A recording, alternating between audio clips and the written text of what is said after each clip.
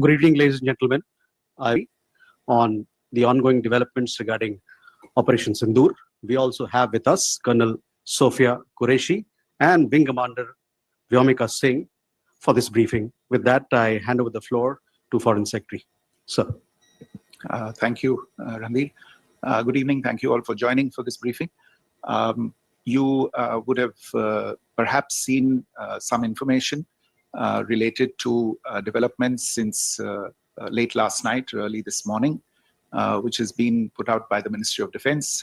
Just in case it has been missed, I will request Colonel Sophia Qureshi and Wing Commander Vyomika Singh to just update you and fill you in on the details. Thank you, sir. Operation Sindoor पर 7 मई 2025 को हुई press conference के दौरान भारत ने अपनी प्रतिक्रिया को केंद्रित, संतुलित और गैर उत्तेजक बताया था। यह विशेष रूप से स्पष्ट किया गया था कि पाकिस्तानी सैन्य ठिकानों को निशाना नहीं बनाया गया। साथ ही दोहराया गया कि भारत में किसी भी सैन्य लक्ष्य पर हमले का उचित जवाब दिया जाएगा। 7 से 8 मई 2025 की रात को पाकिस्तान ने उत्तरी और पश्चिमी भारत में स्थित कई सैन्य ठिकानों को, जैसे कि अवंतीपुरा, श्रीनगर, जम्मू, पठानकोट, अमृतसर, कपूरथला, जालंधर, लुधियाना, आदमपुर, भटिंडा, चंडीगढ़, नाल, फलौदी, उत्तरलाई और भुज पर ड्रोन और मिसाइलों से हमला करने का प्रयास किया। इन हमलों को इंटीग्रेटेड काउंटर यूएस ग्रिड और वायु रक्षा प्रणालियों द्वारा निष्क्रिय कर दिया गया। इन हमलों का मलबा कई स्थानों से बरामद हुआ, जो कि पाकिस्तानी हमलों का प्रमाण है। On the night of 7th May 2025, Pakistan attempted to engage a number of military targets in northern and western India using drones and missiles. These places included Avantipura, Srinagar, Jammu, Pathankot, Amritsar, Kapurthala, Nal, Jalandhar, Ludhiana, Adampur, Bhatinda, Chandigarh, Falodi, Uttarlai, and Bhuj. These were neutralized by the integrated counter unmanned aerial system and other air defense systems. The debris of these attacks is now being recovered from a number of locations that prove. आज सुबह भारतीय सशस्त्र बलों ने पाकिस्तान के कई स्थानों पर वायु रक्षा रडार और प्रणालियों को निशाना बनाया। भारत की प्रतिक्रिया समान क्षेत्र में समान तीव्रता के साथ की गई।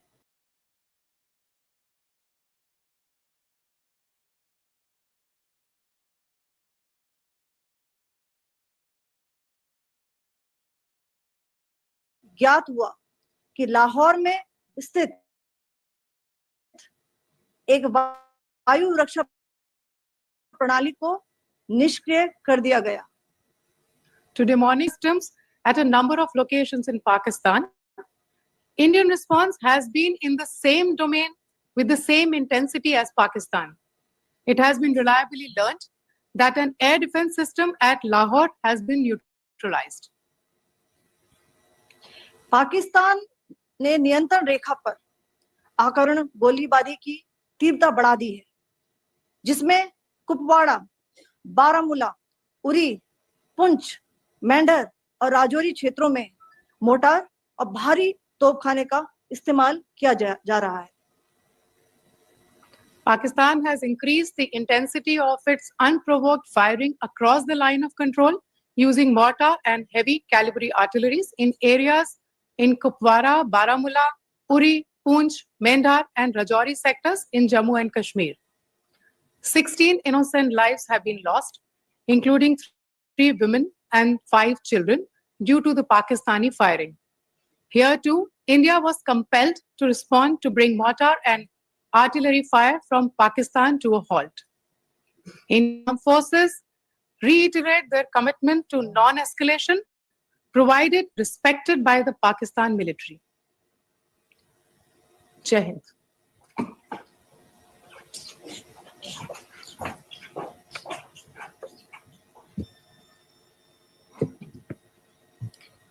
Thank you. Friends, this is, as I said, further to the briefing that was provided yesterday and some of the updates that have been just provided by Colonel Qureshi and Wing Commander Singh.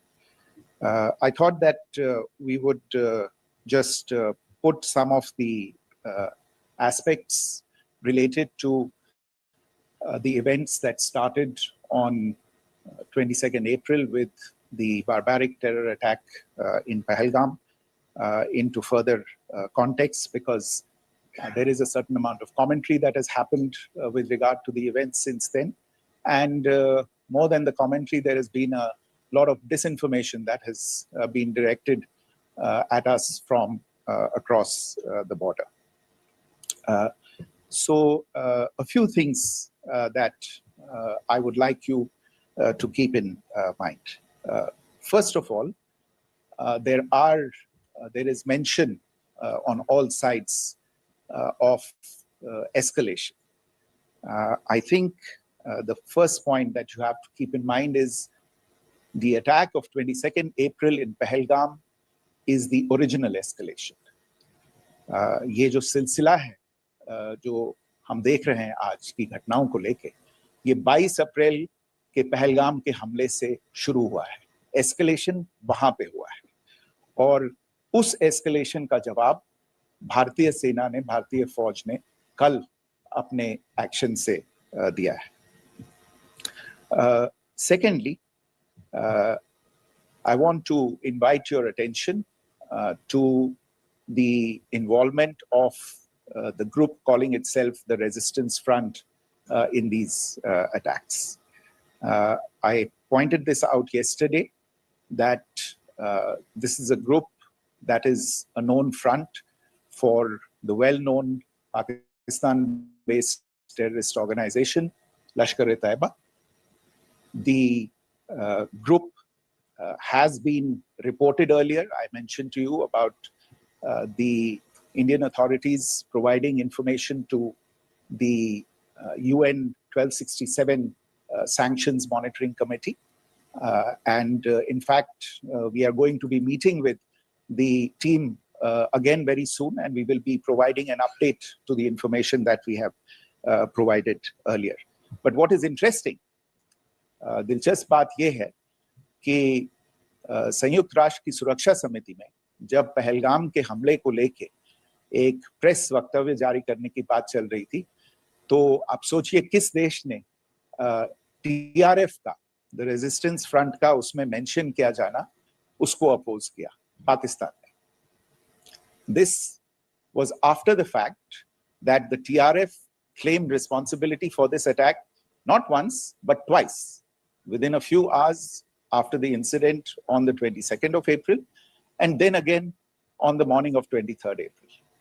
And it is perhaps only after the full gravity of the incident was realized by its masters and handlers across the border that it was managed to back off from this claim. Obviously, that retraction doesn't convince anybody. तीसरी चीज जो मैं आपसे कहना चाह रहा था, और कर्नल कुरैशी और विंग कमांडर सिंह ने कल भी बड़े स्पष्ट शब्दों में और आज भी आपसे ये बात साझा की है. जो भारतीय रिस्पॉन्स है वो नॉन एस्केलेटरी है, प्रिसाइज है, सटीक है, मेजर्ड है और कंसिडर्ड है. Our intention has not been to escalate matters. We are only responding to the original escalation, as I said, and our response has been targeted, precise, controlled and measured. Only military, no military targets have been selected. Only terrorist infrastructure in Pakistan has been hit. Now, there are as I said, a number of issues that have been raised in commentaries, and there's a lot of, as I said, unfounded disinformation and fabrication that has come from across the border. And I would just like to use this opportunity to set the record straight on some of these issues. The first of these is Pakistan trying to wash its hands off any and all involvement with terrorism. I think the Pakistani information minister said there are no terrorists in Pakistan. And I think he was challenged on that in the television program that he was appearing on. But even if I partially repeat myself from yesterday, I think Pakistan's reputation as the epicenter of global terrorism is rooted in a number of instances where concrete evidence is available, not just to India, but to governments and authorities and agencies around the world. There are several terrorist attacks around the world where Pakistani fingerprints have been found. I don't need to belabor the point with regard to this audience about where Osama bin Laden was found and who called him a martyr. Pakistan has also for decades pursued cross-border terrorism into India with impunity. And as I said yesterday also, in order to deliberately mislead the international community, they claimed that the terrorist Sajid Mir was dead. They came under pressure, and Sajid Mir was then brought back to life, arrested, and is now apparently in Pakistani custody. Pakistan is also home to a very large number of UN proscribed as well as UN proscribed terrorists, as well as terrorists proscribed by a number of other governments in the world, including, of course, the Lashkar-e-Taiba and the Jaish-e-Mohammed, as well as their leaders, Masood Azhar and Hafiz Mohammed Saeed. आपने देखा होगा हाल ही में पिछले ही कुछ दिनों में पाकिस्तान के रक्षा मंत्री और उनके पूर्व विदेश मंत्री दोनों ने इस बात को माना है कि पाकिस्तान का ऐसे ग्रुप्स के साथ जो रिश्ता है वो क्या रहा है. Both the defense minister and the former foreign minister of Pakistan, I think they've done a more eloquent job of this than I could ever do in terms of describing their country's implication in international terrorism and their involvement in housing these kinds of groups.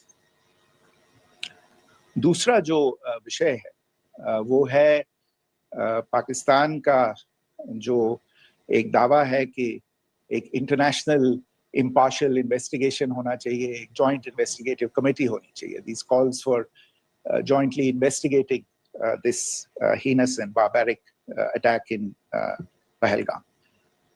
Again, I think you know the history well on this. You know the track record well, and it is not a bright track record insofar as Pakistan is concerned. In fact, in the pursuit of justice for the victims of multiple terrorist attacks, whether it be Mumbai in 2008, in Pathankot in 2016, or many others. But in particular for these two attacks, India had offered to cooperate. India provided forensic evidence and urged Pakistan to bring the perpetrators of these attacks to justice. We, in particular with regard to the Mumbai attacks of 2008, where a Pakistani Lashkar-e-Taiba terrorist was captured alive, India provided extensive information and evidence related to the involvement of Pakistani terrorists in this attack. Cases were registered, but you are all aware that these cases have not progressed, despite the formation of judicial teams Pakistan has consistently stonewalled all efforts to move the investigation along. In fact, with regard to the Pathankot attack as well, a joint investigative team was formed. We gave access, unprecedented access, I should say, to Pakistani team to the site of the attack. Details of call records data and DNA, etc., were shared with Pakistan. We had shared with them details related that we had been able to access to the addresses of terrorists. We presented evidence against the office bearers of Jaish-e-Mohammed who had conspired in the attack, and the handlers of the terrorists who facilitated them and guided them in.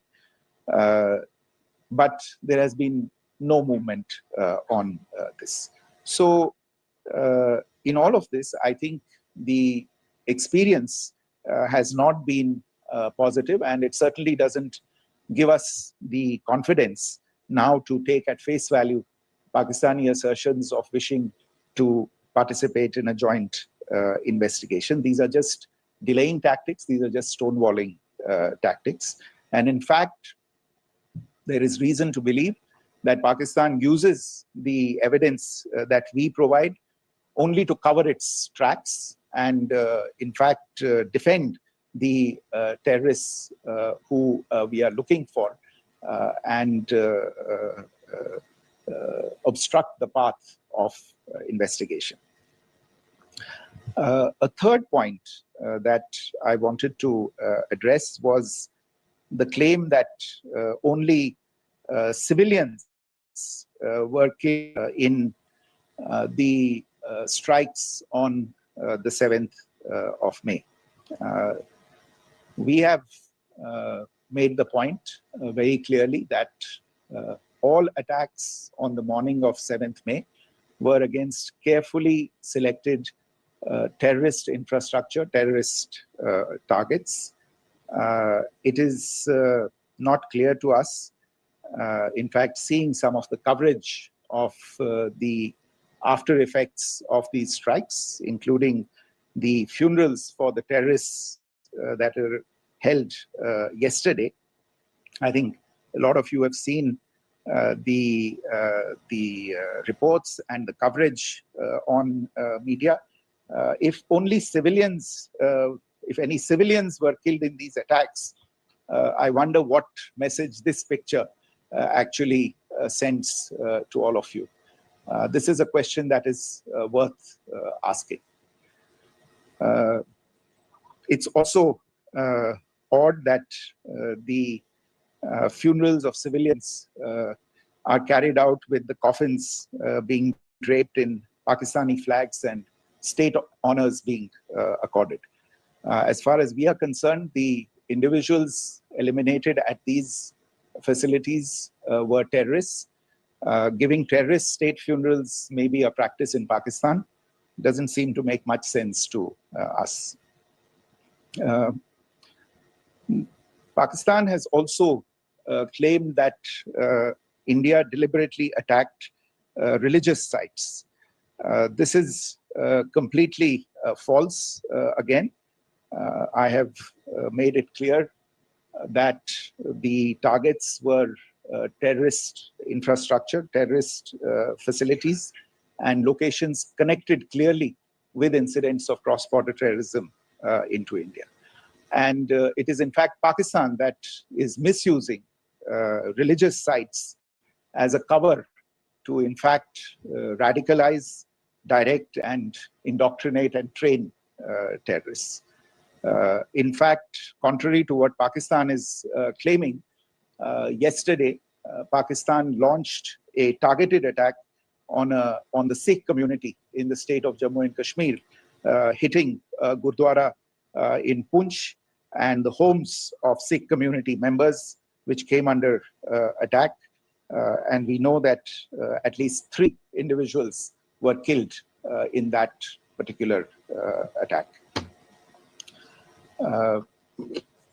Pakistan is also making attempts to In fact, just to add to this point, the retaliatory action that Pakistan has taken, in fact, is impacting civilians. I showed you the picture of the Gurdwara and the Sikh community members who were killed in this.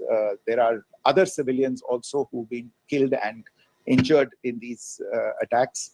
In fact, since yesterday morning, a total of 16 civilians have been killed and 59 others have been injured in the attacks by Pakistan. Not only this, Pakistan is also making attempts as part of its disinformation campaign to paint our action with regard to cross-border terrorism through the communal angle. If that is the issue, then I think I can do no better than to cite or point you in the direction of the Pakistan Army Chief's speech of 16 April 2025. I think that is the last word in communal rhetoric. And in the Pahalgam attack itself, you are aware of the kind of religious profiling that was done there. And perhaps there is a linkage between these two events. I can only say that these nefarious designs will not be allowed to succeed in India.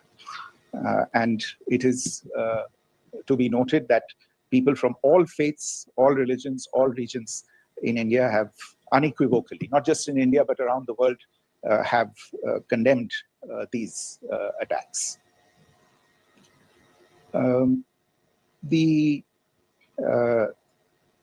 Pakistani claims of now responding to India's strikes of the 7th of May. As I said right at the outset, it is India which is responding.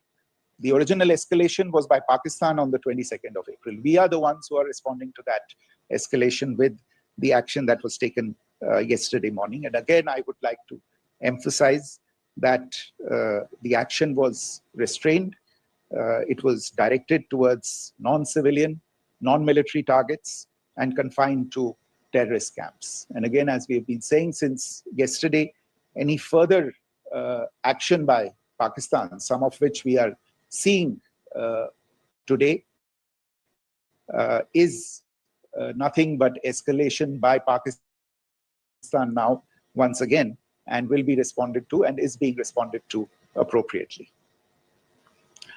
One point that I wanted to also address was the allegations to the targeting of a dam, the Neelam Jhelum project in Pakistan-occupied Kashmir. I want to say that this is an absolute and complete fabrication and a blatant lie. India has targeted only and only terrorist infrastructure, and the details of that terrorist infrastructure, together with the locations, were shared with you yesterday by Colonel Qureshi and Wing Commander Singh. I should note that if this kind of claim is a pretext for targeting Indian infrastructure of a similar nature, Pakistan will be entirely responsible for the consequences that will undoubtedly follow. Finally, I want to address some issues that have been raised related to the Indus Waters Treaty and the disinformation that has been raised in regard to that as well. The fact is that there have been fundamental changes in the circumstances in which the Indus Waters Treaty was concluded, and they call for a reassessment of the obligations under the treaty. Over the last year and a half to 2 years, India has been in communication with the government of Pakistan. We've sent several notices to them requesting for negotiations to discuss modification of the treaty. India has for 6+ decades now honored the treaty, even during periods when Pakistan imposed multiple wars on us, and even when relations were adversarial. Pakistan is the one that has been acting in violation of the treaty, deliberately creating legal roadblocks in India exercising its legitimate rights on the Western rivers. Any projects that India sought to build on the Eastern rivers, and even on the Western rivers, which we are allowed to by the treaty, were always challenged by Pakistan, thereby hampering our rights to utilize our legitimate waters under the treaty. In fact, if you see the preamble of the treaty itself states that the treaty was concluded in a spirit of goodwill and friendship. Mark those words, concluded in a spirit of goodwill and friendship. ये भारत का धैर्य और भारत की सहनशीलता है जो 65 साल से हम इतनी प्रोवोकेशन के बावजूद इस ट्रीटी को निभा रहे हैं. However, as has been made clear earlier as well, Pakistan has not responded to our requests to enter into negotiations for a reassessment of the obligations under the treaty. A number of conditions have changed. This is a treaty that was based on the engineering techniques of the 50s and the 60s. We are living through the first quarter of the 21st century. Technological changes and technological advancements have to be taken into account. There are demographic changes. There are climate changes that have taken place. There is the imperative of clean energy. And of course, the terrorism that Pakistan has wreaked in the state of Jammu and Kashmir itself has hampered India's ability to exercise its rights under the treaty. Pakistan's persistent refusal to respond to our requests to enter into government-to-government negotiations on the modification of the treaty is, in a sense, a violation of the treaty. And therefore, India has taken the step of putting the treaty in abeyance until Pakistan abjures irrevocably its support for cross-border terrorism. Maybe I'll stop there. I mentioned earlier yesterday as well that this is an evolving situation. I would therefore ask all of you to be considerate and restrained. It will not be possible for us or my colleagues from the armed forces to share operational details at this point in time. Beyond that, if you have any questions, may I have time for only a few, and I'll try to answer those questions. Okay, I give the floor to Rishabh. Secretary, good evening. This is Rishabh from Times Now. I just wanted to understand, as per the press release that has been released earlier today, it says that we have successfully hit at the air defense of Lahore. Does it give our forces a better chances if in case of further escalation? Are there other air defense places as well at strategic location that were targeted? Rishabh, you are violating the first rule that I set out at the end of my remarks. The press release that has been issued by the Ministry of Defense today speaks for itself. It is related to operational matters. It's been released by the Ministry of Defense. As more information becomes available, it will be released at the appropriate time. Once again, please don't go into operational details at this point in time because this is a constantly evolving situation. Yeah, go ahead. Foreign Secretary Smita Sharma, just wanted to ask, the Pakistani Minister Ishaq Dar in an interview has claimed national security advisors of India and Pakistan have spoken to each other. If you could confirm or deny, and is complete severance of diplomatic ties with Pakistan also on the table? I have no information with regard to contacts between the two national security advisors. Insofar as diplomatic relations are concerned, you've seen the steps that were announced in response to the following the meeting of the Cabinet Committee on Security on the 23rd of April. There are no further steps that are under consideration at this moment in time. Here, go ahead. Secretary, मेरा नाम मनीष है, मैं TV9 Bharatvarsh से हूं और आपने खुद ही बताया कि कितना इंफॉर्मेशन क्रॉस बॉर्डर से आ रहा है, बल्कि ऐसा लग रहा है जैसे पाकिस्तान के प्राइम मिनिस्टर और डिफेंस मिनिस्टर तक भी प्रोपेगेंडा करने में मिस इन्फॉर्मेशन में आ गए हैं। वो कई बार तो ये तक दावा करते हैं कि हम 3 राफेल हमने गिरा दिया, इतने हमने मिग गिरा दिए, और जब उनसे पूछा जाता है तो वो कहते हैं कि सोशल मीडिया में हमने ये सब चीजें देखी थी। तो अगर आधिकारिक तौर पर अगर आप कुछ कह सकें इस पर, ताकि उन्हें भी समझ में आए कि इस तरह के प्रोपेगेंडा चलने वाला है।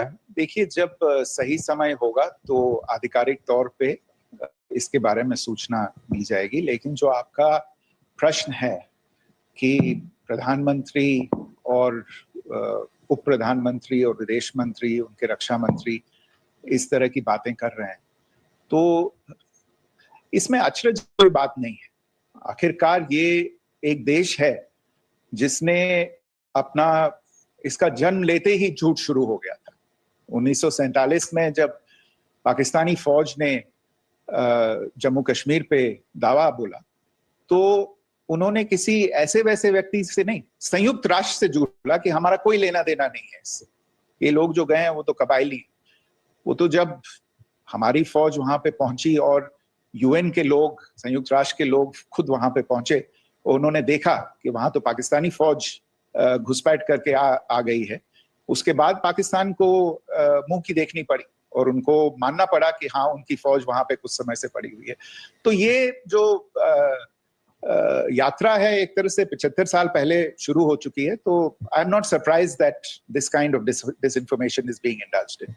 Yeah, Siddhant. So Siddhant from Beyond. Sir, we have seen a lot of negative comments coming from the Pakistani military of escalation. If tomorrow there is an escalation, there are strikes, we know one attempt has been thwarted, what will be the Indian response to those attempts of creating more escalation? Because it is looking like it's going towards more escalation. And my second question is, are any other world powers, essentially the P5 countries, the West Asian countries, reaching out to de-escalate the current situation? Look, on escalation, we've already made our stance clear. I mean, there are 2 basic points. First of all, it is Pakistan that escalated on the 22nd of April. We are only responding to that escalation. And then what we have said yesterday and what my colleagues have said today, that now if there is an attempt at further escalation by Pakistan, it will be responded to in an appropriate domain. And therefore, the choice is entirely that of Pakistan to make.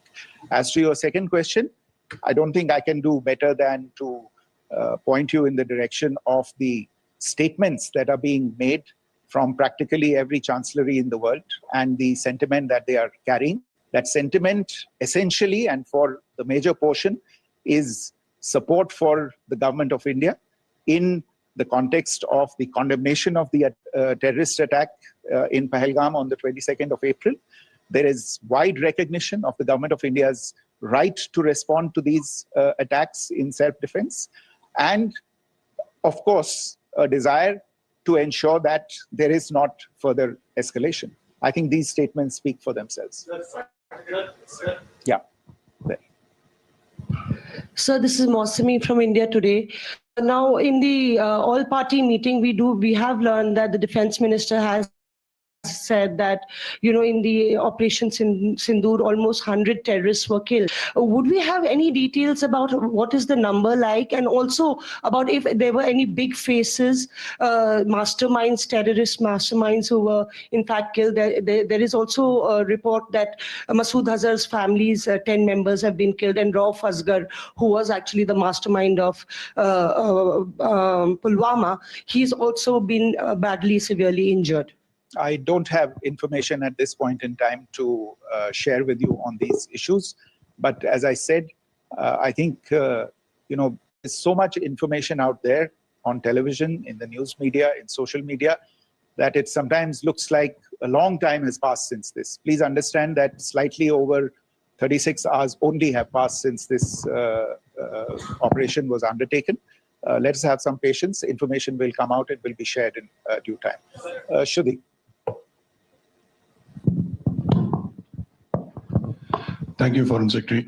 Shruti Ranjan from Bloomberg. Sir, could you give us any understanding whether India has moved the IMF or the World Bank to kind of, sensitize them about the the bailout that Pakistan has, and, the kind of stuff that the Pakistan government is doing? Look, we have an executive director at the IMF. Tomorrow there is a meeting of the board of the IMF. And I'm sure that our executive director will put forward India's position. The decisions of the board are a different matter. The process through which they are made.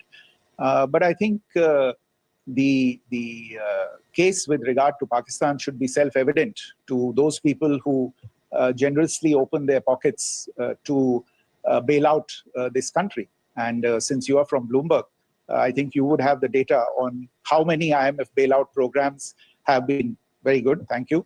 Have been sanctioned in the space of the last 3 decades. And I think you would also have an idea of how many of those programs have actually reached successful conclusion. Probably not many. So I think this is a decision that board members have to take by looking deep within themselves and looking at the facts. So we can, one last question, sir. Yeah. One last question. Foreign Secretary, I'm Siddhant from CNN News 18. I would like to know, since it's an opportunity to speak to you, I would like to know the response coming from United States since last 3 weeks. Saudi Arabia, Qatar, in fact, Prime Minister Modi spoke to Qatar before the strikes that evening. Perhaps how do you read the support coming from these countries? Perhaps traditionally they were seen on the other side. This time around, their statements are strong worded. In fact, India-Saudi joint statement also had a very strong condemnation, strong worded condemnation. United States at all level have condemned the attack and have extended support.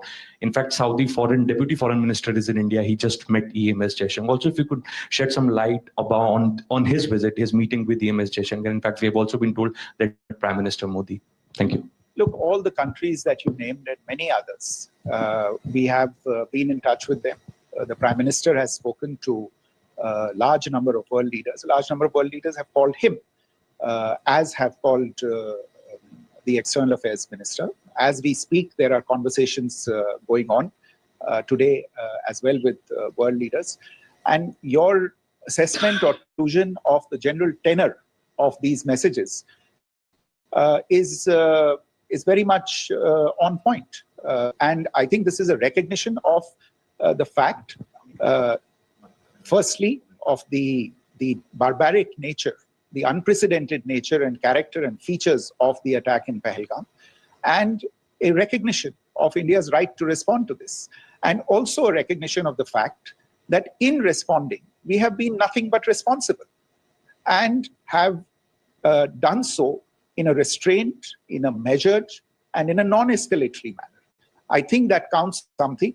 People have taken that into account, and that is what is explaining the kinds of reactions that we are seeing.